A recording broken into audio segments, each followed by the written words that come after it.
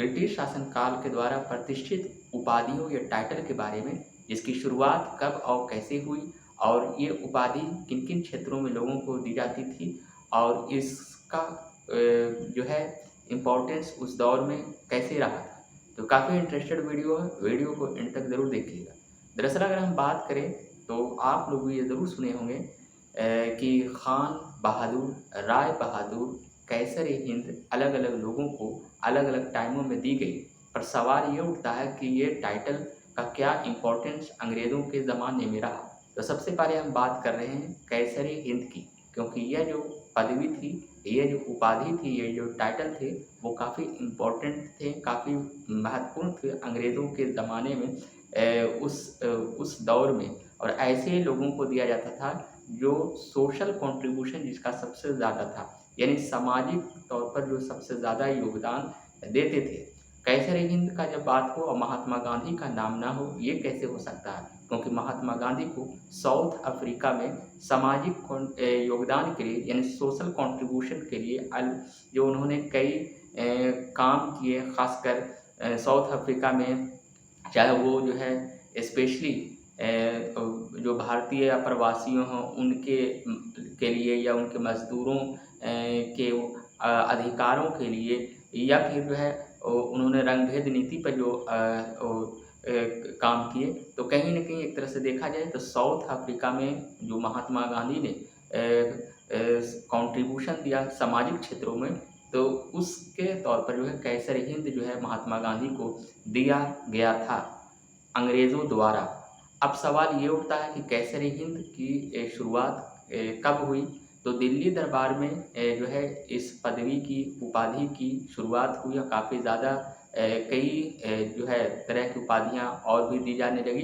लेकिन कैसर-ए-हिंद जो है जॉर्ज पंचम के टाइम 1911 में, उस दौर में जब भारत की राजधानी कलकत्ता थी, लेकिन उसी 1911 में दिल्ली दरबार में भारत की राजधानी को दिल्ली जो है हस्तांतरित किया गया, यानी भारत की राजधानी दिल्ली को बनाया गया कलकत्ता से हटाकर।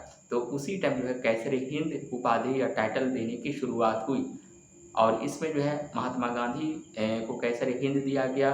इतिहास के पन्नों को अगर हम पढ़ते हैं, जानते हैं और कोशिश करते हैं इस बात के लिए, तो ये उपाधि या टाइटल इस बात के लिए भी ज़्यादा चर्चित थी कि 13 अप्रैल 1919 को जलियांवाला बाग हत्याकांड जब हुआ था, तो महात्मा गांधी कैसर-ए-हिंद को वापस कर दिए थे।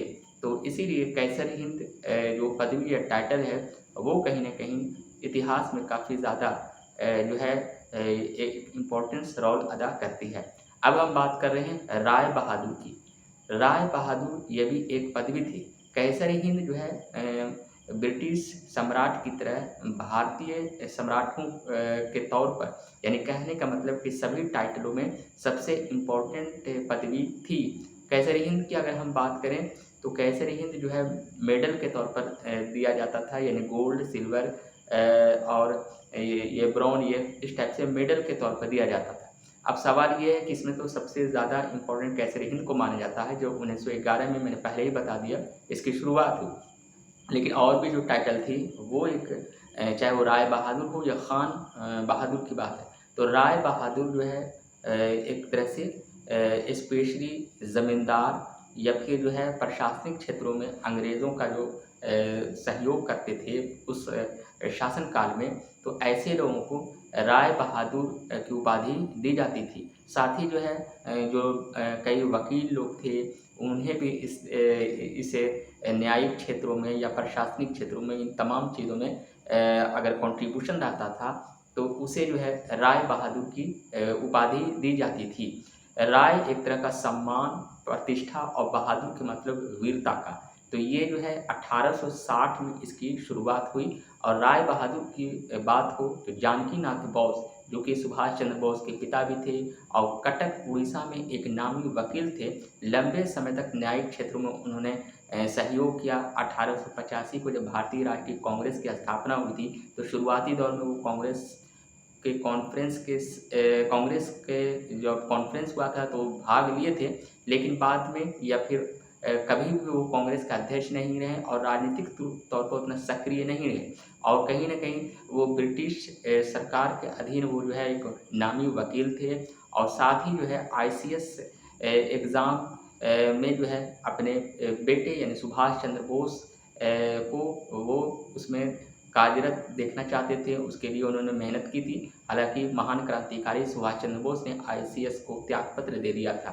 तो कहीं न कहीं राय बहादुर ऐसे लोगों को पदवी दी जाती थी जो स्पेशली जो है प्रशासनिक क्षेत्रों में ज़मींदार वर्ग के लोग ये तमाम लोगों को दी जाती थी। 1860 के आसपास इसकी शुरुआत हुई थी। अब हम बात कर रहे हैं खान बहादुर की। ये मुस्लिम लोगों को स्पेशली ये पदवी दी जाती थी। राय बहादुर और खान राय बहादुर या फिर जो है खान बहादुर, ये दोनों जो है मानद उपाधि थी। इसमें स्पेशली देखा जाए तो खान बहादुर जो पदवी थी वो स्पेशली मुस्लिम लोगों को वीरता सम्मान के तौर पर इस उपाधि को दिया जाता था और ये भी जो है 19वीं शताब्दी के शुरुआत में जो है स्पेशली राय बहादुर के ही के टाइम से इसकी शुरुआत हो चुकी थी। यानी कहीं न कहीं राय बहादुर और खान बहादुर ये उपाधि जो है 1860 के आसपास और 1911 से जो है कैसर-ए-हिंद की उपाधि दी गई थी और खान बहादुर जो है गफ्फार खान जो सरहदी गांधी के तौर पर भी जाने जाते हैं, उन्हें भी एक तरह से इन्हें उपाधि के तौर पर उनके नाम से ही पता चलता है। तो कहीं न कहीं अगर देखा जाए तो यह भी सवाल उठता है कि आखिर ये जो पदवी या टाइटल दिए जाते थे ख़ासकर ब्रिटिश शासनकाल में ऐसे लोगों को जो कहीं न कहीं सरकार के अधीन रहकर प्रशासनिक क्षेत्रों में काम किया या फिर ज़मींदार लोग थे या फिर न्यायिक क्षेत्रों में काम किया और अंग्रेज़ों के एक तरह से कहीं न कहीं समर्थक हैं। तो ये तमाम जो टाइटल या उपाधियाँ दी गई थी, इसकी जो है कब ये ख़त्म हो गई, यह भी एक सवाल है। जब 1947 में आज़ादी मिली उसके बाद से ये तमाम पदवी को एक बंद कर दिया गया, हटा दिया गया और कहीं न कहीं अगर देखा जाए तो 1971 में जो है 26वें स्पेशली संवैधानिक संशोधन किए गए, कई चीज़ों को उसमें जो है बताए गए और कहीं न कहीं उसके बाद से जो है अंग्रेज़ों द्वारा दी गई ये तमाम उपाधियाँ को पूरी तरह से बंद कर दिया गया। तो कुल मिलाकर जो है ये जो है काफ़ी ज़्यादा इंटरेस्टेड ये जानकारी थी जो मैंने देने की